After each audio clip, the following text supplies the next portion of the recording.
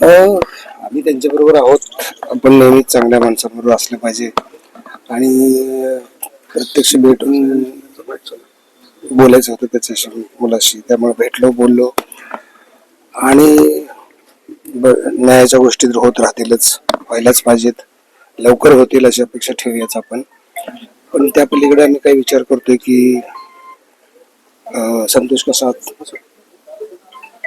म्हणजे त्याचं चांगलं पण कसं टिकवायचं आणि काय सिद्धांत करायचं त्याचं आत्ताच काय बोलत नाही. पण संतोष राहील आमच्या बरोबर. आपल्याकडे बाजूला बघितलं तर आपण एखादा माणूस मरतो, पण हा असा आत्मा आहे की तो रोज रोज मारला जातोय ना. तर तो रोज रोज जिवंत कसा राहील याचा विचार करायला पाहिजे आणि मात करून पुढे जायला पाहिजे. आणि जे काही झाले त्याला सोडण्यात काही अर्थ नाही, ते तर आपोआप होईलच आणि ते सुटलं जाणारच नाही.